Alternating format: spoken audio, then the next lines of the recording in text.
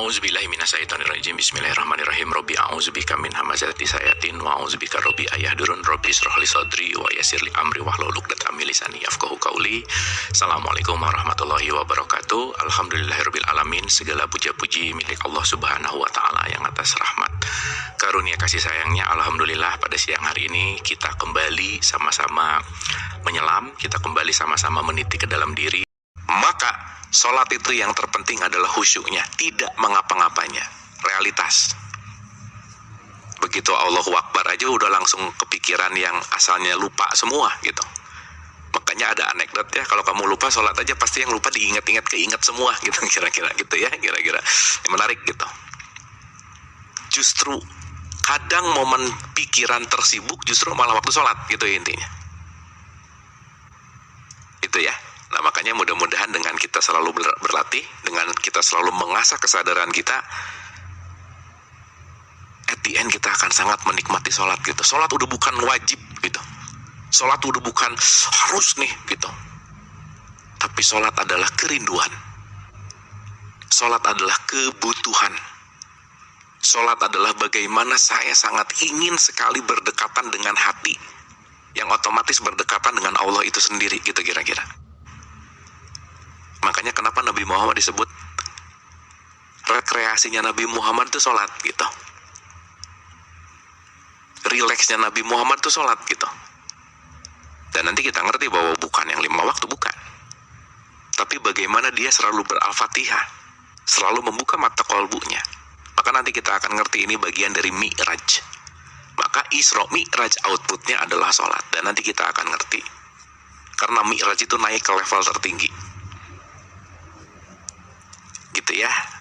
Oke, ini pengantar satu dulu nih, pelan-pelan, santai, rileks. Yang penting kita mulai menyadari bahwa oh iya ya, Al-Fatihah ini adalah bagian dari bagaimana kita memindahkan titik yang di luar untuk masuk dari ba menuju kepada nun. Dan nanti kita akan mengerti bahwa ini adalah semua esensial dari Quran. Jadi teman-teman, ibu dan bapak, ini bukan jadi untuk bikin kita malas menggali Quran, bukan ya.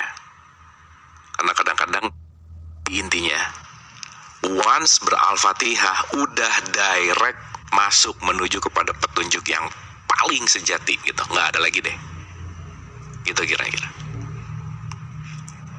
Dapat ya ibu dan bapak ya. Oke, ceritanya agak-agak merinding gimana gitu punten ya. Oke, bismillah ya teman-teman, ibu dan bapak, kita akan masuk ke pengantar 2 nih. Oke, cek dulu deh. Pengantar 1 oke, aman ya, bisa dapat ya, bisa dimengerti, bisa dirasakan, itu yang paling penting. Dan yang paling jauh lebih penting nanti mudah-mudahan after ini kita bisa experience Al-Fatihah. Gimana ya? Bukan bunyi gitu, bukan ritual, tapi just be gitu.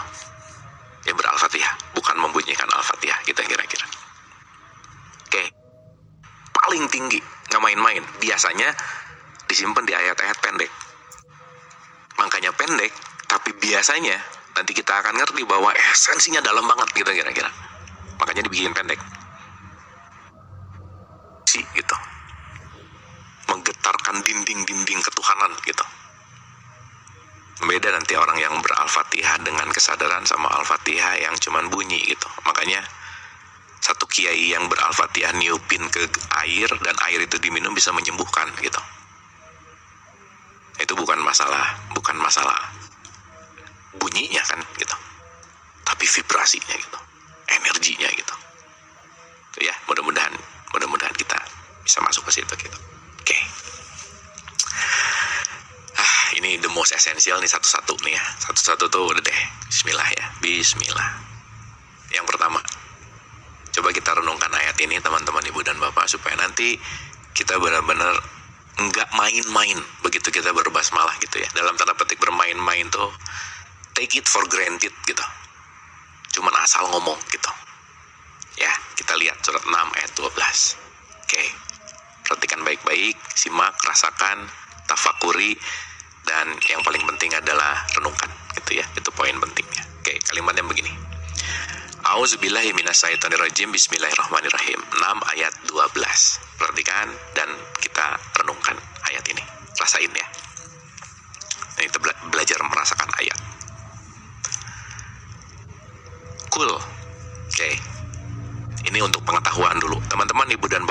di Quran ada kata kul. Bukan berarti disuruh kita ngomong dan bacain kul, bukan ya. Kan aneh ya. Kalau orang disuruh mengatakan terus dibaca lagi, katakanlah kita kira-kira kul huwallahu ahad. Sebenarnya ngomongin kul huwallahu ahad, kulnya nggak usah dibaca lah, orang kita yang mengucapkan kok. Kan ini ceritanya Allah lewat Jibril. Jibril ngomong ke Nabi Muhammad. Jibril ngomong, wahai Muhammad, say it. Jadi Nabi Muhammad disuruh ngomong. Tapi kan ketika Jibril ngomong katakanlah, Nabi Muhammad kan nggak mengulang katakanlah, kan enggak lah. Saya kasih contoh ya, ibu dan bapak coba bilang hore, kan ibu bapak nggak ngomong lagi, coba bilang hore, nggak, langsung hore aja gitu intinya. Karena katakanlah atau coba bilang tadi itu hanyalah kata pengantar gitu. Itu satu. Tapi lucu sih kalau sekarang jadi tradisi gitu ya. Makanya 3 surat terakhir itu trikul, dahsyat banget deh. Ini surat yang paling dihafal ya gitu. Itu surat langganan lah di sholat gitu ya kira-kira. Yang nggak jauh-jauh dari trikul ya, kul walau ahad, kul a'udzu birabbil falaq, kul a'udzu birabbin nas, 3-3-nya kul. Berarti kalau ada kata kulnya itu adalah derajat kata surat ayat yang paling tinggi, nggak main-main. Biasanya disimpan di ayat-ayat pendek. Makanya pendek, tapi biasanya nanti kita akan ngerti bahwa esensinya dalam banget gitu kira-kira. Makanya dibikin pendek. Ya kalau tiap hari baca sholat bacaan pendeknya se-Al-Baqarah kan juga panjang, terlalu panjang ya gitu kira-kira. Makanya orang yang meninggal yasinan gitu. Cara kalau Al-Baqarahan acara zumannya bisa 3 jam tuh, panjang banget ya, 200 sekian ayat gitulah kira-kira. Nah justru nanti ada tricky partnya di situ, ada hal yang menarik. Yuk kita lihat. Sekali lagi, kul di sini disuruh mengatakan. Oke? Kalau saya mengatakan, logikanya saya harus sudah mengalami. Saya bisa ngomong teh ini manis dan enak karena saya udah icip teh ini manis dan enak. Jadi saya bisa ngomong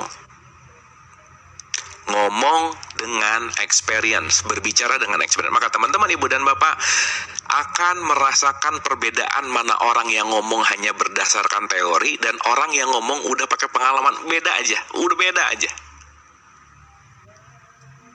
Kalau kuliah misalnya gitu ya, belajar akademis gitu misalnya, ngebahas buku teorinya begini, dimengerti secara teori, belum ada pengalaman, diceritain, itu low level vibration, dan tapi penting gitu ya. Tapi beda nih, begitu orang udah sampai kepada titik pengalamannya, begitu dia mengatakan apa yang dia alami, wah udah selesai itu. Makanya jangan heran kalau anak diomongin ulang-ulang gak mau dengar, tapi nanti diomongin sama siapa, kakeknya kayak atau saudara, satu kali ngomong tuh bisa didengar sama dia. Kenapa? Beda experience-nya gitu kira-kira. Anak saya tuh cuma mau dengerin dia, misalnya dia tuh cuma mau dengerin orang itu gitu misalnya. Karena kenapa? Cool, based on experience. Jadi sekali lagi, Al-Fatihah kita ini jangan hanya dibunyikan gitu ya kira-kira. Bunyi hanya karena tahu dan bunyi karena pengalaman, sekali lagi 2 hal yang berbeda. Anyway, jadi saya skip ya, saya katakanlahnya kita skip nih, kayak anggap ini dialami gitu. Yang jangan dianggap udah pastilah ya dialami. Saya rasa yakin lah teman-teman ibu bapak udah mengalami ayat ini gitu. Perhatikan baik-baik kalimatnya. Kita ditanya, menurut kamu siapa sih, apa yang di langit dan di bumi kepunyaan siapa sih? Gitu. Ini saya suka bikin kuis gitu sebelum kajian biasanya gitu ya. Teman-teman, ibu bapak ada punya berapa baju di rumah? 5, ya. Ada berapa punya sepatu? 10, ya. Ada berapa punya, ada berapa punya, ada berapa punya. Begitu ada berapa punya, kita akan menghitung dan langsung kita akan kerasa bahwa itu adalah punya saya gitu. Nah, ayat ini menjawab. Coba kamu ngomong deh. Coba kamu renungkan, coba kamu dalami bahwa kepunyaan siapa itu semua yang kamu tadi anggap kamu punya, gitu kira-kira. Nah, mulai ngerti gitu. Oh iya ya, kita nih tamu yang datang, baju dipinjemin, sepatu dipinjemin, rumah dipinjemin, meskipun udah lunas ya, tetap aja pinjeman. Mobil dipinjemin. Termasuk gelar dipinjemin, status dipinjemin, jabatan dipinjemin, semuanya rental gitu. Dan semuanya ada masa expirednya. Maka rugi kalau kita fokus kepada hanya yang expired. Nah, tadi kita bilang, orang bisa menuhankan jabatan berarti dia belum berketuhanan.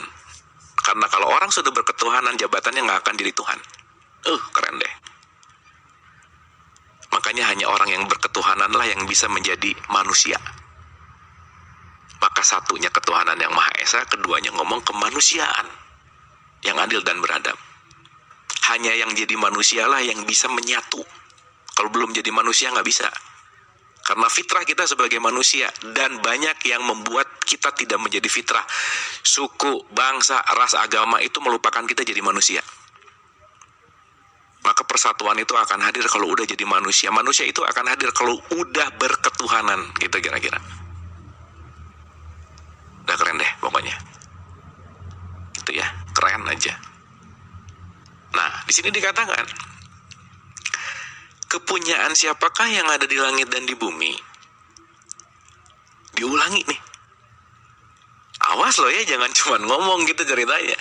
Katakanlah di sini disadari, berarti kalau udah ngomong ada kata katakanlah, saya harus sudah mengalami, oh ini mobil bukan punya saya, rumah bukan punya saya, even anak bukan punya saya, pasangan bukan punya saya, ini semua bukan punya saya. Lepas, lepas, lepas, lepas, dan lepas. Oke? Jadi basmalah, nanti kita akan mengerti adalah kunci untuk melepaskan dari kemelekatan. Dan bensinnya, bahan bakarnya, energinya, listrik untuk melepaskan ini, kalimat berikutnya, dia telah menetapkan atas dirinya kasih sayang. Coba bayangin.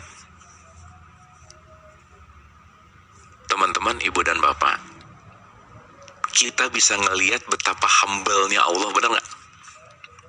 Allah ini maha berkuasa, memiliki segala-galanya. Tapi di Asmaul Husna, pertama dia memperkenalkan dirinya dengan Rahman Rahim. Saya ini sang kasih sayang loh. Makanya Bismillahirrahmanirrahim, Alhamdulillahirabbil alamin. Robnya dulu yang di depan-depanin nih. Anas, Kul a'udzu birabbin nas malikin nas. Coba, kenapa nggak Malik dulu baru Rob? Kenapa Rob dulu baru Malik? Coba. Ini yang gini-gini jarang dibahas gitu. Cuman dibacain aja. Jadi bacanya nggak ada penghayatan gitu. Jadi intinya adalah di sini yang ingin disampaikan adalah Allah menetapkan atas dirinya kasih sayang. Artinya Bismillahirrahmanirrahim ini adalah the most essential yang harus kita sadari, bahwa dia adalah sang maha kasih sayang. Merciful, compassion, apapun lah penamaannya, pokoknya kasih sayang yang sangat luar biasa. Makanya nanti diulang kalimatnya. Oke ya. Jadi apa maksudnya? Kalau orang ngomong bismillah nggak ada rasa kasih sayang yang hidup di dalam dirinya, ya dia nggak berbismillah dong. Dia cuman bunyi gitu. Beo diajarin ngomong bismillah, bisa. Nah saya kalau membeo bismillah, berarti nggak masuk ke 6 ayat 12 yang dikatakan bahwa dia telah menetapkan atas dirinya kasih sayang. Jadi kalau bismillah diulang-ulang tapi tidak tumbuh si kasih sayangnya, satu ayat satunya aja nggak lepas. Satu ayat satunya aja nggak lulus gitu. Karena nanti menariknya teman-teman ibu dan bapak, satu ayat satu lulus baru bisa ke satu ayat 2. Kalau saya belum menetapkan atas diri saya kasih sayang, gimana segala puji hanya untuk Allah? Pasti ngerasa terus gitu. Kalau bukan diajarin sama saya nih, kalau bukan dibikinin sama saya nih, kalau bukan ditolong sama saya nih, kalau enggak. Nah, udah deh, itu jauh banget dari basmalah gitu sebenarnya. Gimana mau mindahin titik dari luar ke dalam, orang di dalam wadahnya udah banyak tertutup oleh kemelekatan. Jadi si titik di luar nggak bisa masuk. Kenapa? Nggak ada tempat masalahnya. Di dalam hati kamu kebanyakan mikirin jabatan kok, harta kok, gitu. Nama baik kok, gitu. Terus ruang buat aku mana kata Allah, gitulah kira-kira bahasa gampangnya. Oke teman-teman, ibu dan bapak sip ya, sampai sini oke ya. Kita ulang ya, pelan-pelan ya. Oke, pelan-pelan. Bismillah. Pelan-pelan, bismillah. Katakanlah, kepunyaan Allah, Dia telah menetapkan atas dirinya kasih sayang. Jadi ibu dan bapak, teman-teman, kita jangan banyak berburuk sangka sama Allah gitu. Ketika mungkin selama ini kita tahu bahwa Allah adalah mengazab, Allah adalah yang menghukum, Allah adalah.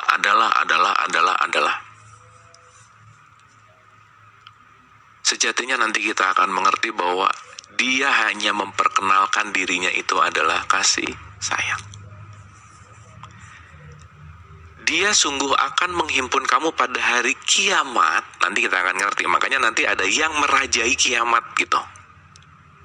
Jadi kita ngerti kiamat itu apa. Kiamat itu ada dua kayak sisi mata uang. Satu hancur, dua bangkit. Saya harus hancur dulu untuk bisa bangkit. Saya harus bisa melepaskan kemelekatan dulu supaya bisa jadi kosong. Makanya saya perlu kejeduk dulu untuk sadar punya kepala. Saya perlu menderita dulu untuk si petunjuknya bisa masuk. Rumi selalu mengatakan luka adalah tempat cahaya masuk gitu.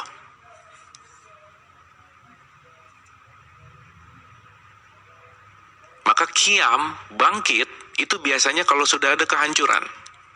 Apa yang dihancurkan? Ego. Apa yang dihancurkan? Nafsu. Apa yang dihancurkan? Ngerasa bisa, ngerasa mampu, ngerasa tahu, ngerasa. Gitu kira-kira.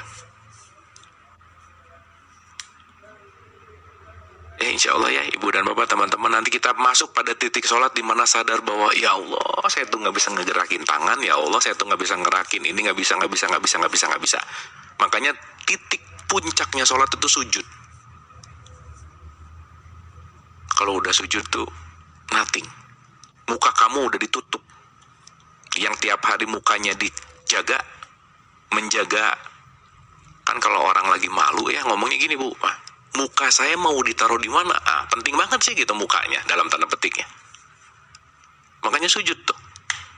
Kalau udah sujud mukanya udah jadi nggak penting. Kenapa? Yang ada hanya aku gitu. Wah keren lah, pokoknya ini konsep yang dahsyat gitu sebenarnya kalau kita ngerti secara esensi gitu ya. Dan kita akan benar-benar melakukannya dengan penuh kenikmatan, bersyukur, bahagia, dan semangat gitu pasti. Makanya jangan hanya berhenti di sembah raga gitu. Masuk ke sembah rasa, nanti kita masuk ke sembah cipta. Oke, ngerti dulu nih. Kenapa semua diawali pakai basmalah? Kenapa basmalah itu sangat powerful? Sekarang kita gali ya. Teman-teman, punten pisan saya bukan mau mengoreksi, bukan jadi ngerasa lebih benar, bukan. Tapi terjemahan ini tuh udah salah beratus-ratus tahun sebenarnya gitu. Maaf banget. Bukan mengoreksi yang menerjemahkan Quran yang sekarang, bukan. Tetapi kita mengambil esensi yang lebih detail, lebih dalam, dan kita ngerti gitu. Ya, jadi ini bukan ngomongin benar salah, tapi melampaui gitu. Kenapa? Biismi itu, kenapa orang nggak kerasa ngomong basmalah? Karena dengan terjemahannya pakai kata-kata dengan menyebut gitu. Ya, saya kasih contoh. Teman-teman, ibu bapak. Saya sering banget mewakili keluarga untuk menyampaikan satu speech di pernikahan misalnya. Udah si Abu aja deh gitu. Oke. Berarti kalau saya sedang menyampaikan speech di acara pernikahan, saya sedang mewakili keluarga. Betul nggak? Saya sedang menjadi wakil dari keluarga. Maka saya akan selalu ngomong atas nama keluarga. Berarti kalau ngomong atas nama keluarga, sayanya nggak penting sebenarnya.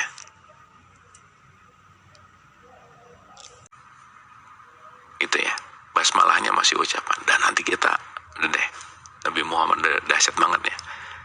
Tertolaklah amal seseorang ketika dia tidak berbasmalah. Make sense nih sekarang. Sampai sini oke ya, ibu bapak ya, mudah-mudahan dimengerti gitu. Kita ulang. Bismillahirrahmanirrahim. Nah, mulai nih. Kita latih aja, switch aja atas nama Allah. Nah, begitu bangun, bismillah, atas nama Allah nih. Atas nama Allah. Ini hanya saya wakil nih. Saya cuma utusan nih. Mau kerja, saya cuma utusan Allah yang sedang diperjalankan untuk melakukan ini. Bukan saya. Ini Allah yang mau, dalam tanda petik. Makanya kerjaannya jadi nggak penting, Bu, dalam tanda petik ya. Dia akan sungguh-sungguh melakukannya. Kenapa? Yakin kalau saya adalah utusan gitu. Dimanapun, kerjanya apapun, penugasannya seperti apapun, kita pasti punya penugasan masing-masing yang semuanya unik, udah pasti gitu kira-kira. Gitu ya kira-kira. Nah, ini paling asiknya nih. Atas nama Allah. Siapa tadi Allah? Nama ayat 12 tadi tuh. Dijelasin di sini. Jadi satu ayat satu ini dijelasin sama 6 ayat 12, nanti dijelasin sama Al-Baqarah, banyak di Al-Baqarah, nanti dijelasin banyak di An-Nas. Jadi surat satu ayat satu aja penjelasannya bisa 5 buku sendiri gitu. Karena ini sumber paling sumber lagi. Mungkin lebih dari 5 buku ya, lebih lah. Ini analogi gampang gitu ya teman-teman ibu bapak ya. Bismillahirrahmanirrahim. Bukan hanya atas nama Allah, tapi justru juga mewakili sifatnya. Apa itu sifatnya? Rahman, Rahim. Bismillahirrahmanirrahim. Berarti saya adalah utusan yang bukan harus lah ya. Saya adalah utusan yang mewakili sifat rajanya. Apa sifat rajanya?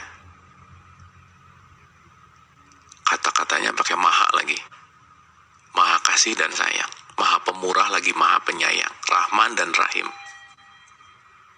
Lagi-lagi ini akan menyadari kita bahwa sepowerfulnya Allah tetap memperkenalkan dirinya pakai kasih sayang. Oke ya, jadi kita nggak usah kedua tiga dulu, mengedepankan yang satu-satu aja dulu. Jadi ibu bapak mohon maaf banget kalau kita hidup tidak penuh dengan kasih sayang. Berarti kita jauh dari basmalah gitu. Kita penuh dengan kedengkian, kebencian, prasangka buruk, merendahkan, menerakakan, mengkafirkan. Lucu gitu. Bismillah, kita mulai. Dia kafir. Tadi ngomong bismillah tapi mengkafirkan, kan aneh ya. Awal kajiannya bismillah tapi di tengah-tengah kajiannya ngejelek-jelekin orang gitu. Gimana ceritanya gitu intinya. Dan nanti kita akan mengerti bahwa sekali lagi, tidak pada tatanan diucapkan, tapi pada tatanan disadari gitu kira-kira. Oke ya, ibu dan bapak ya. Ini udah 14.27, jadi mungkin hari ini kita 1-2, 2 dikit, nanti 2-2-3, 3-3-4. Wah panjang lah pokoknya. Bismillah ya kita. Bismillah tuh. Bismillah gitu ya intinya. Dan gak bisa dipaksain juga gitu ya. Yang dipaksain selesai langsung, mungkin belum waktunya juga gitu. Tapi yang penting, at least ada perubahan paradigma tentang kita terhadap Al-Fatihah. Bismillah wabil khusus. Allahnya wabil khusus lagi gitu. Ibu bapak maaf ya, maaf banget. Sehebat apapun kita ngerasa hebat. Posisi kita semua sama bu pak. Kita hanyalah hambanya Tuhan. Utusannya Tuhan. Pakai bahasa agak kasar dikit gitu ya. Kita ini semua cuman kacungnya Tuhan udah. Sesama kacung tuh udahlah. Gak usah saling ngerasa lebih benar, lebih tahu, lebih baik. Kalau nggak bisa, kita semua sama kok. Lagi ditugaskan di tempat yang berbeda, penugasan yang berbeda, skenario yang berbeda. Tapi ini semua penugasan dari Allah, gitu kira-kira. Yang pentingnya tuh Allahnya, bukan kitanya, bukan. Dan kita harus report juga, gitu. Jangan lupa report, gitu. Jadi mudah-mudahan sholat kita ke depan bukan jadi banyak minta, ngatur apalagi gitu. Tapi reporting. Tuhan, mau report gitu. Saya tuh gini gitu. Nanti kita ngerti ya, reporting itu seperti apa. Maka beda antara doa dan munajat itu beda. Orang doa juga bukan berarti minta, bukan sih gitu sebenarnya, tapi nanti kita juga ngerti gitu. Nggak apa-apa ya, sekali lagi teman-teman ibu bapak semua sesuai dengan takaran dan kadar dari pemahaman dan kesadarannya masing-masing. Kita nggak perlu nyalah-nyalahin juga gitu intinya. Teman-teman ibu dan bapak yang dirahmati oleh Allah, ber-Al-Fatihah itu seperti kita lagi menaiki ke puncak kesadaran yang tertinggi. Maka puncak kesadaran yang tertinggi ini disebut Sidratil Muntaha nanti. Maka naiknya itu disebut Mi'raj. Maka Mi'rajnya mukmin itu sholat. Sholat itu adalah Mi'rajnya. Dan nanti inti dari Mi'raj adalah Al-Fatihah sebetulnya. Jadi maaf ya, kita ini semua harus Mi'raj sebenarnya. Naik, aroja. Makanya Mi'raj itu perlu perjalanan, makanya harus juga ada Isra, gitu kira-kira. Maka Nabi Muhammad melakukan Isra dan Mi'raj. Ayo, kita harus menyadari ini sebagai sesuatu yang esensial. Ingat ya, ati Allah wa ati Rasul, ikut Allah, ikut Rasul. Nabi Muhammad sedekah, kita harus sedekah. Nabi Muhammad puasa, kita harus puasa. Nabi Muhammad sholat, kita harus sholat. Nabi Muhammad Isra Mi'raj, kita harus diam biasanya habis gitu. Oke ya. Nah, jadi nanti gambarannya kurang lebih begini. Nanti perjalanan ini sering disebut dengan yang namanya suluk. Oke. Maka nanti ada suluk 1 namanya. Etape pertama. Ada suluk 2. Etape kedua, dan nanti ada suluk 3 gitu.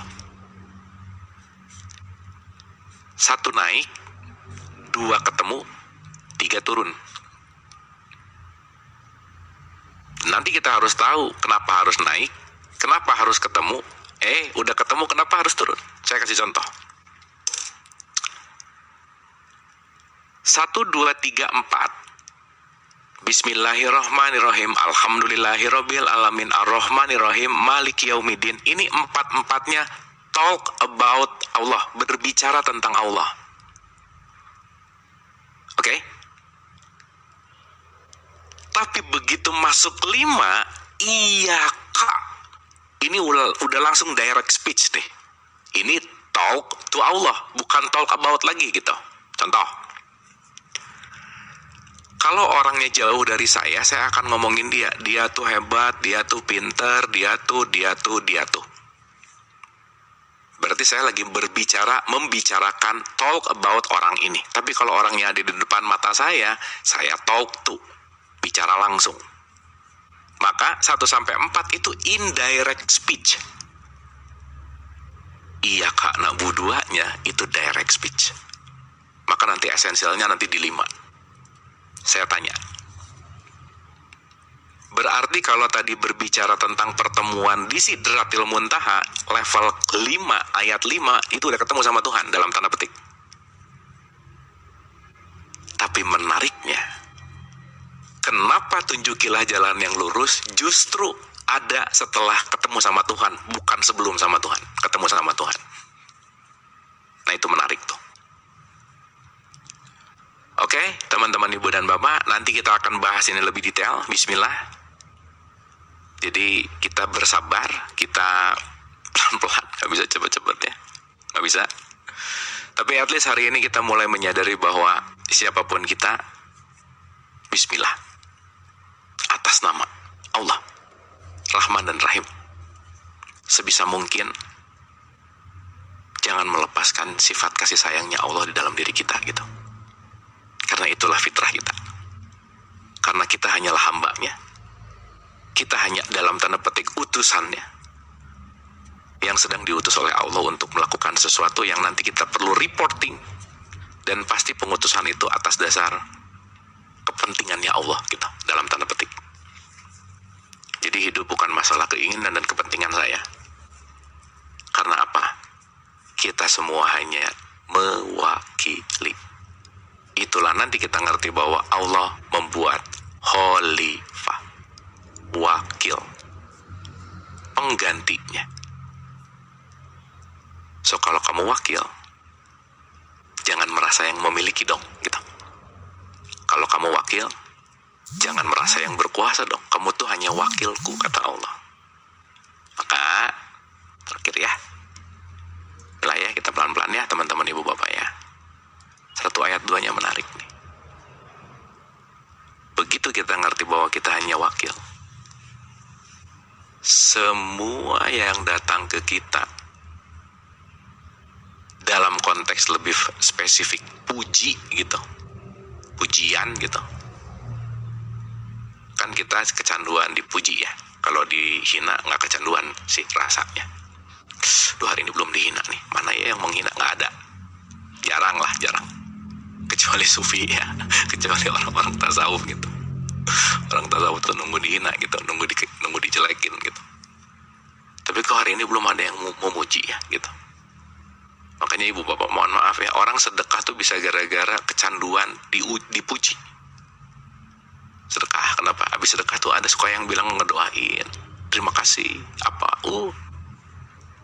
itu bisa jadi racun gitu, dalam tanda petik gitu ya, tipis gitu. Nah maka, once kita masuk ke dalam tahapan kesadaran kita ini adalah wakil.